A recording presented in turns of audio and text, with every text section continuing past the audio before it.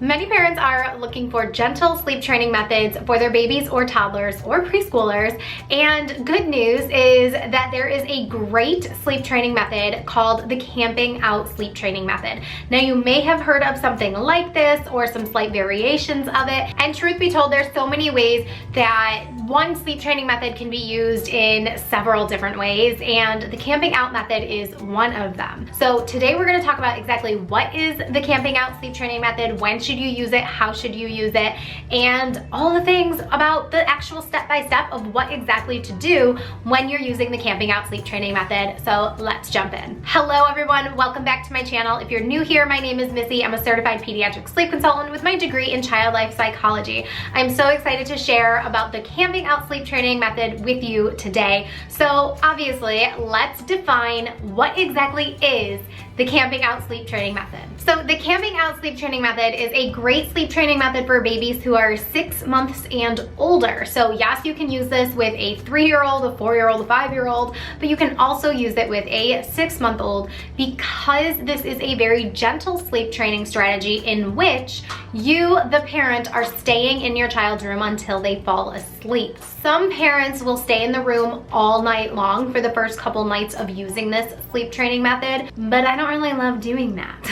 Mainly the reason why I don't recommend staying in the room all night long is because it's just another sleep crutch that your child is going to get used to, that you're going to have to move away from. But of course, if you are committed to only staying in the room for 3 nights, then fine. The premise of this method is that you are staying next to your child as they're falling asleep without assisting them to sleep, but you are still there to support them as they fall asleep, and then you're gradually moving yourself away from them. The next thing that I wanted to touch on is, who is this sleep training method good for? And I generally say that this is a good method for babies who have a very temperamental personality where maybe they are resistant to change. Maybe when you notice your baby's going through a growth spurt, or if they're teething, that they're very clingy and that they have a really hard time with changes, or a baby who is just very sensitive to things like maybe they were awake extra long, had a really long wake window, and then their sleep was a mess that night. Those are very resistant to change children. So sometimes a method like this can be better on their whole system and emotional well-being if it really is just very difficult for them to accept change and a different strategy or different routines at bedtime. This can also be a good method if the parent is reluctant to hear your baby cry a lot. Now, that doesn't mean that with this sleep training method that there will be no crying at all, because truth be told, there is always going to be some level of crying when it comes to sleep training, because that's your baby's form of communication. So sometimes a parent is not very interested in hearing their child cry and cry and cry, which I don't ever make parents do anyways. But for those parents who really just tell me, I want to be in the room with my child as they fall asleep, I don't want them to feel abandoned, this is for you. It can also be for those toddlers who are having some severe separation anxiety. This can really help calm their anxiety, but it will make for a longer process. So as long as you are just kind of in store for maybe a month or a little bit longer of a process, depending on how your child reacts and accepts this process, then this can be for them. Now, who is the camping out method not for? It is not for kids who maybe around that 1-year mark who can't necessarily talk, but they can stand and try and pull you into the crib, because this is not going to work for them.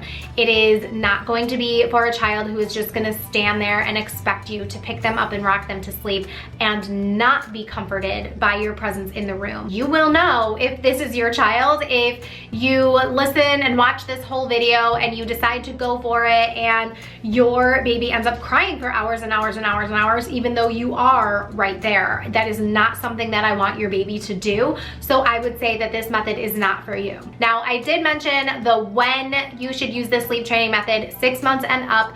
Obviously, don't sleep train your baby if they are actively sick. If they have a fever, you want to make sure that they're 24 hours symptom free before you start sleep training. So let's just jump right into the step-by-step now. I know there was a lot of stuff to get through before, but let's jump through the step-by-step on how to do the camping out sleep training method. So it is fairly self-explanatory. You are camping yourself out in your child's room until they fall asleep. The way that this helps your child learn how to self-soothe is that you are going to be in your child's room, but you are not putting them to sleep. So this is for those kids who really just want to know that you're nearby. So what you're going to do is go through your entire bedtime routine. If you don't have a bedtime routine, check out this video next so that you can build a proper bedtime routine for your child that gets their body ready to go to bed, helps produce the production of melatonin, and make sure that you are putting your child into bed while they are still awake.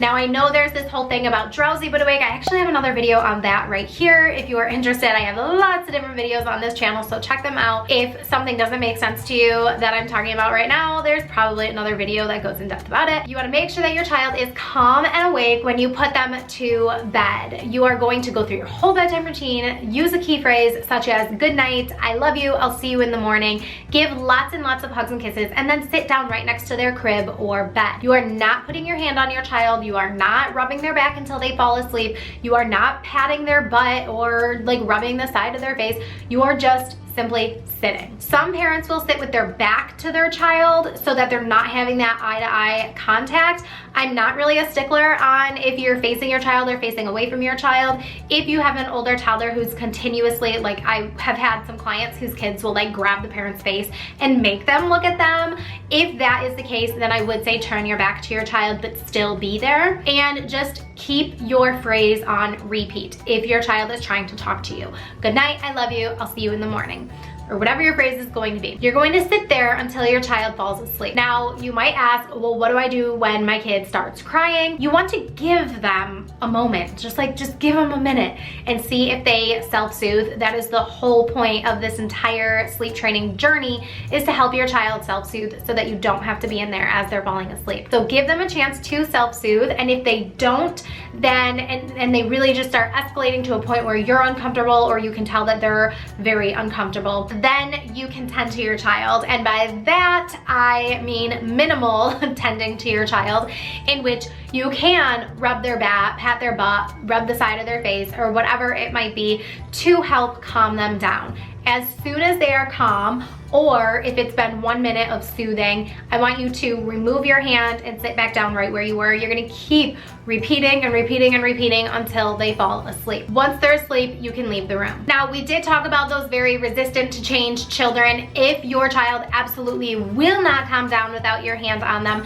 then go ahead and keep a hand on them until they fall asleep. But similar to you staying in the room all night long, if you have to keep your hand on them until they fall asleep, it's just going to add another step to the process.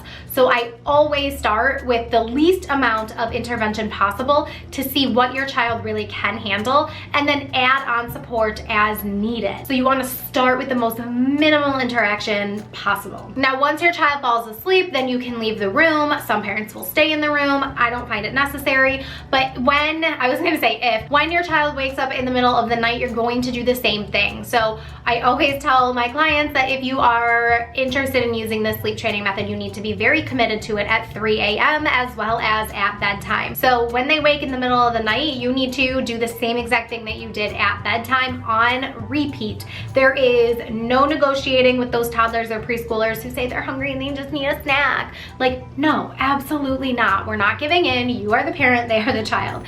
And obviously with babies, if they need to eat, feed them, and then put them back in the crib and sit next to the crib. Now, as nights progress, this is how your child is going to learn those self-soothing skills and not need you to stay in there as they fall asleep. You are going to move further and further towards the door. Now, I generally will have parents sit next to the crib for 3 nights, move to the middle of the room. If your child is doing really well, or if your child has a small room, then go sit by the door where they can still see you and you're in their line of sight. You can do that for 3 nights, doing the exact same thing, sitting there, giving them very minimal interaction / no interaction at all, and then leaving the room once they fall asleep. After 3 nights of doing that, I want you to be on the outside of the door, out of sight, But if you need to use verbal reassurance every, 10 minutes or so if your child starts getting upset or worried or looking around for you, and I would even just say, like, even if they're just looking around for you, just let them be before you try to interject. It is so hard. Like, even with my kids being older, it is so hard to bite my tongue sometimes when all we want to do is help. Like, I get it. I know. I have 3 kids and I understand the need to help our children, but when we're not giving them the chance to be independent and autonomous, it's not helping them in the long run. So we really need to just give them that opportunity to do this on their own, to believe in your child. And I know this sounds totally crazy when you're talking about like a 6-month-old baby, but believe in your baby and know that they can self-soothe, they can sleep through the night, and you guys can still have an amazing bond, use a very gentle sleep training method, and have a great experience with it. The one thing that I really love about this method is that you really can customize it very much to be catered towards your child. When I work one-on-one with my clients, I always take into consideration the parents' preferences, their parenting style, and how they want to raise their child. Obviously, it's their child, and they're just hiring me for help. And I always consider the parent, but above all things, you have to consider your child, their learning style, and how they respond to sleep training. You have to be able to be willing to customize this sleep training method in order to make it work for your child. Because in the long run, you're giving your child the gift of learning how to self-soothe and fall asleep, and this is something that they're going to need for their entire lives. So make sure that if your child is really communicating with you and they're really crying and crying a lot using this method, maybe it is best for you to be out of sight, and maybe it is best for you to be out of the room while your child is learning how to self-soothe. If that is the case, I want you to watch this video next. Learn how you can sleep train your child in just a couple nights without using a full-on cry it out method, but with giving your child some independence in their bedroom. If you need one-on-one support, I would love to be your sleep consultant. Find the link in the description box down below to set up a free assessment call, and we'll see if we could be a good fit to work together. And keep blooming. Mwah.